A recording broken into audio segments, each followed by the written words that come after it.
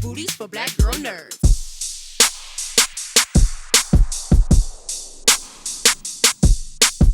Yes, absolutely. Well, I'm glad to talk to you, Lacretta. First of all, thank you for engaging with our Instagram account and following us and liking our posts. I love it. I see it. I feel validated and seen. So thank you for that. Absolutely. I'm sorry it took me so long to find you guys, but I'm glad that I did. I'm glad that you did too. I want to talk about, the geek side of the work that you do. But first, let's talk about Night Court. Many of these characters, they've gone through many changes, both in the courtroom, out of the courtroom. How has the trajectory of your character changed from from season one to now we're in season two?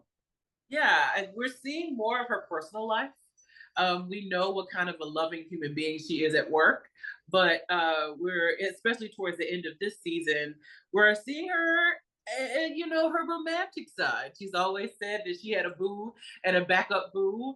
And what is that transition going from being someone who is not, out here in them streets just running, but like it, experiencing life with different people to then go from being in a committed relationship. What is that like for her? And so we get to see her be vulnerable in the episode that we're currently shooting. Because there is, I've definitely, when I was in college, I dated, I had guys that I was talking to. And then there was one guy who was like, I want to be exclusive with you. And there was a moment of panic because like, no, I know what it is to, it's not nothing physical, but I know what it is to be myself with these different people. And now to be it just with you, is this enough? And so that's what we're kind of dealing with in this episode. And I think it's pretty cool. I love it. I love how that's blossomed over time. So that's really, really cool.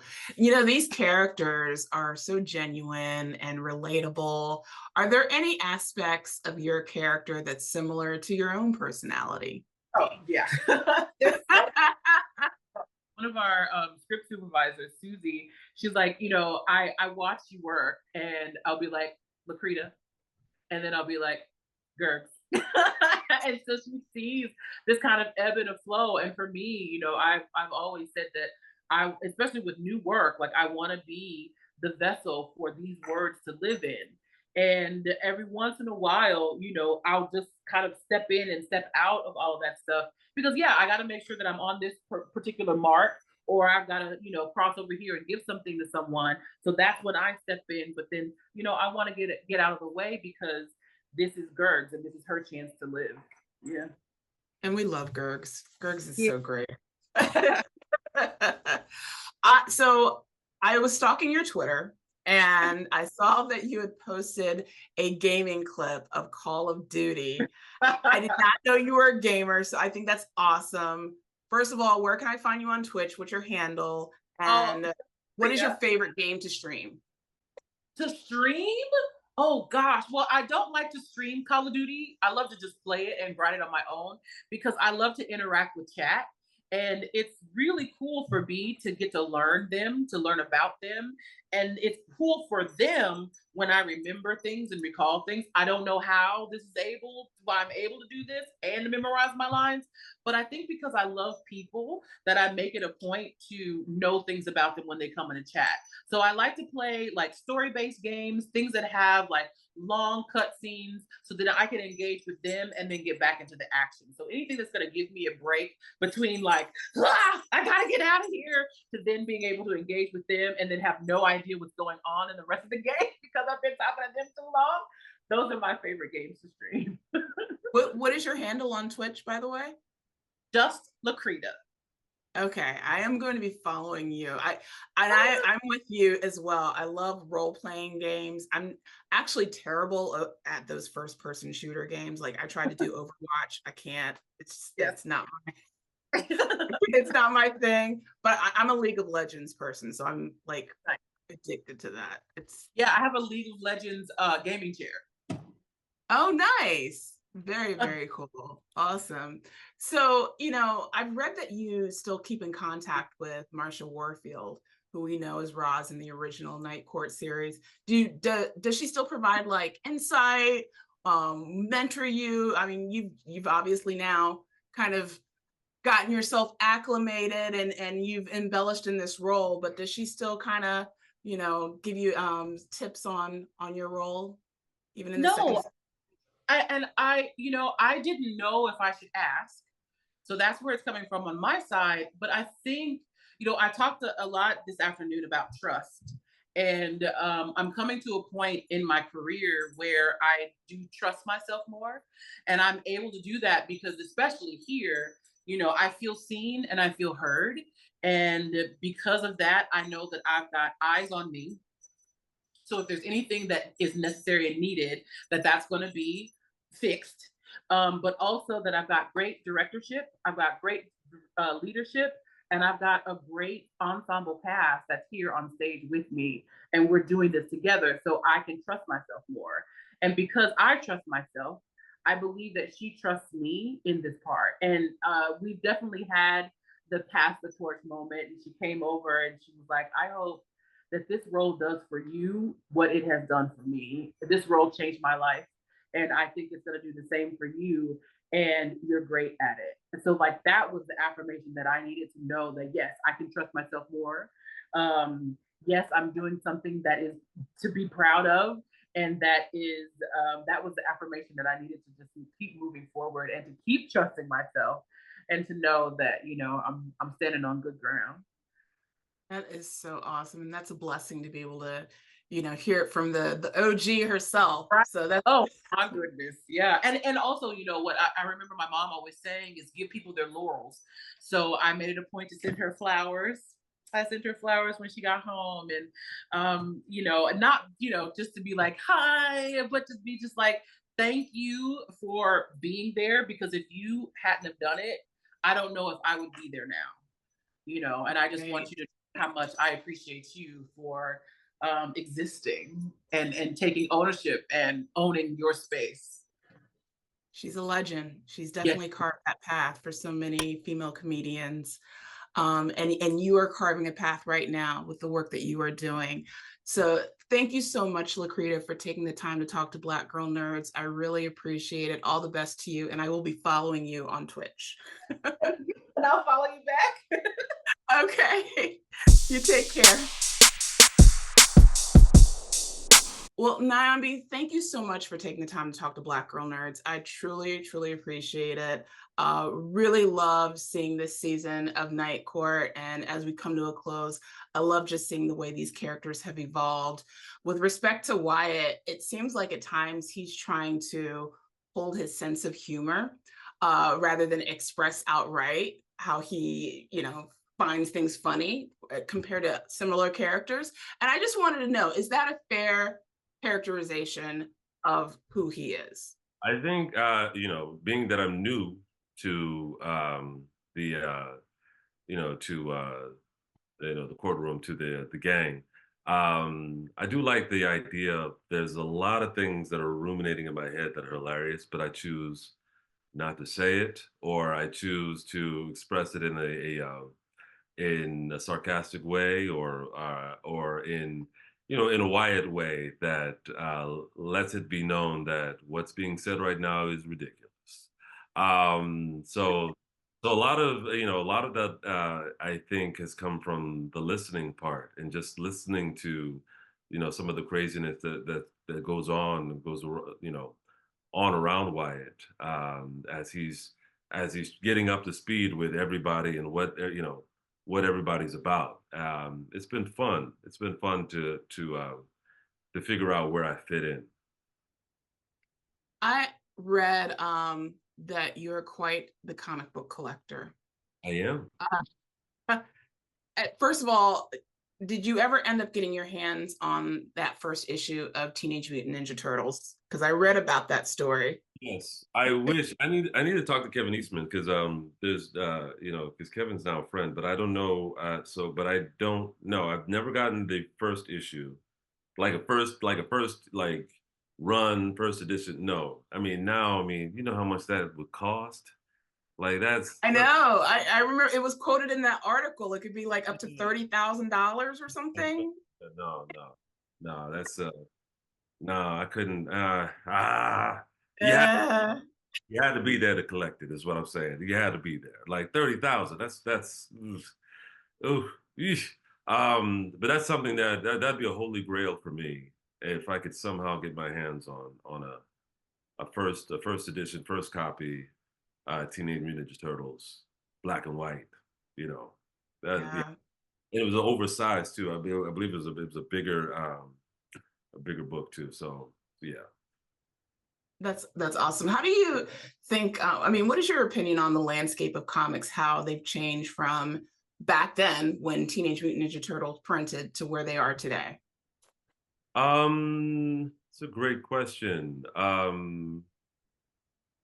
For me, I think the biggest change has been, from the hand, because I'm an artist. I love, uh, I draw. I love the drawing aspect of it, the illustrating aspect of it, and for me, when you think of the Jack Kirby's of the world till now, how everything was hand drawn, and Jack Kirby's hand drawing things, like 4 or 5 pages in a day, which is unheard of, because me having tried to draw a page, it took me a week to draw a page, let alone 4 or 5 pages in a day. And Wow. as part of that versus now, you see a lot of people, a lot of digital artists, and you can definitely see the difference between digital art and handwritten, hand drawn art, um, Mhm. because it just feels as though for me, when it's hand drawn, that entire page is a work of art, and with the individual panels as well.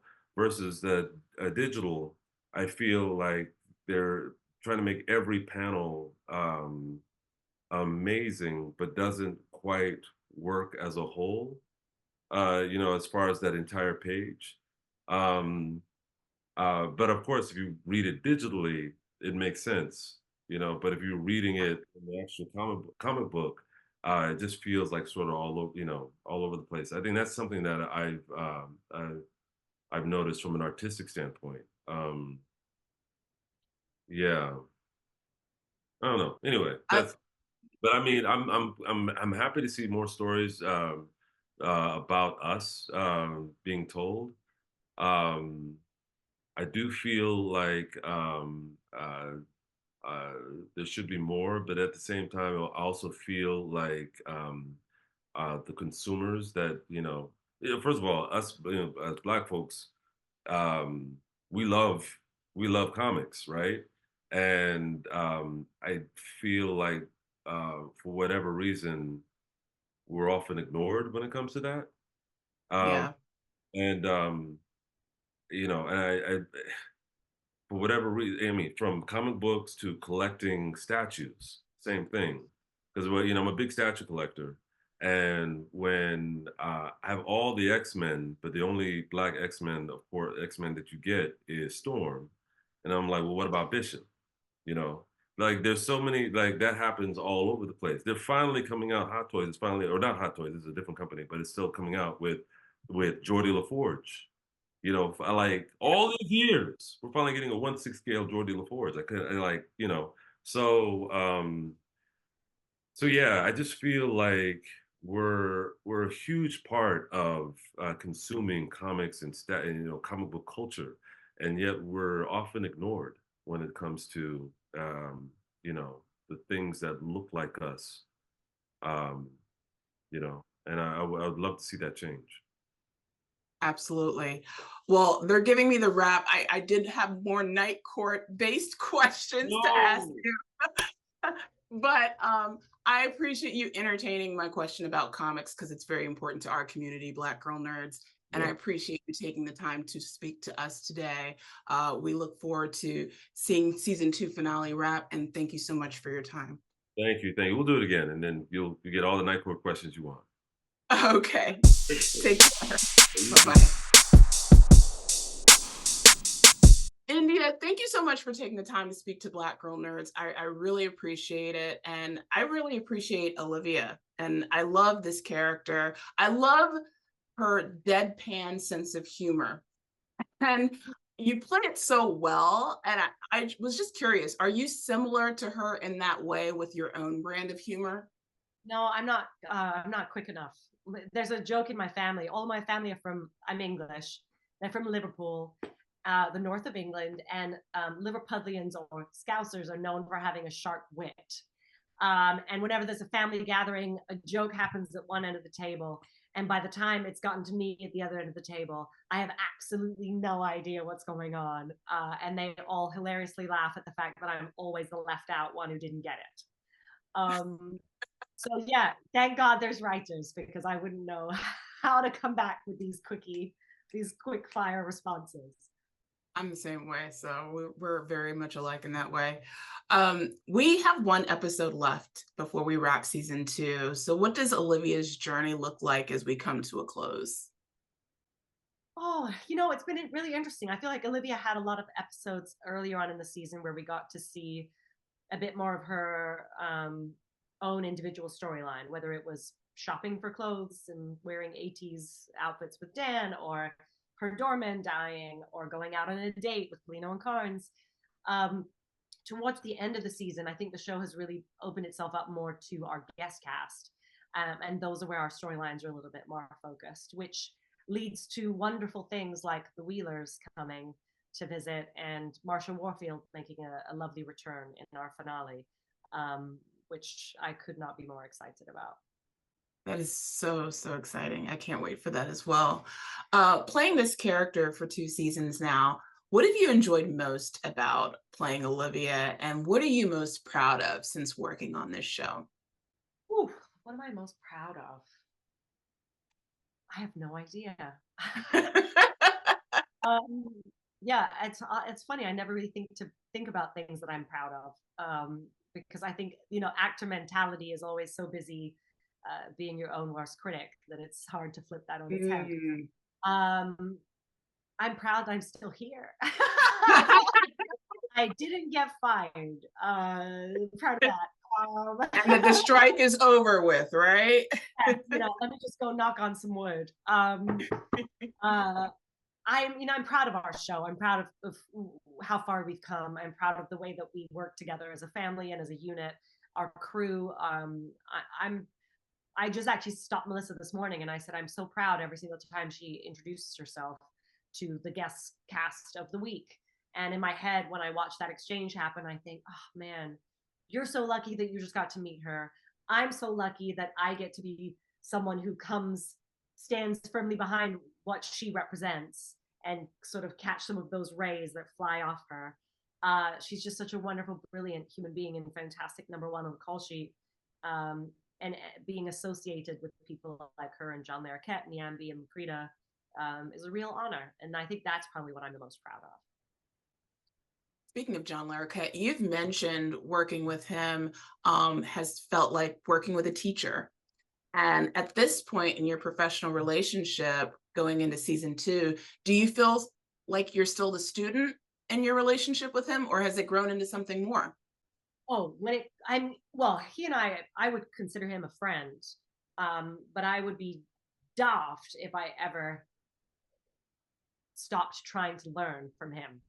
There'll never be a day where I can keep up with John Larroquette.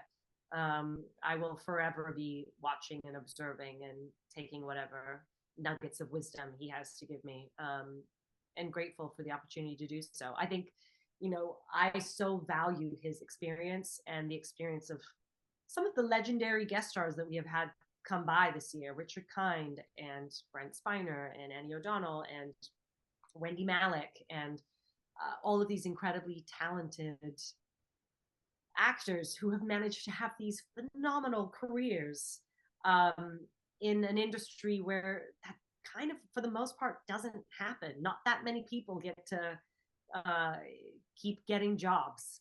So watching the people who do, they're doing something right. What can I learn from them? And I'll never stop wanting to absorb more knowledge from those kind of incredible people and talents. Amazing. Well, it's been awesome just seeing this ride with Night Court. We're really excited for the finale that's coming, that's wrapping with season 2. Hopefully we can see more in the future with this series. And I just want to say thank you so much for taking the time to speak with Black Girl Nerds. We really appreciate it. Thank you, Jamie. It was a pleasure. And thanks for closing out the night. And you have a lovely evening. And maybe we'll, fingers crossed, be seeing you this time next year. Absolutely. Absolutely. You guys are great.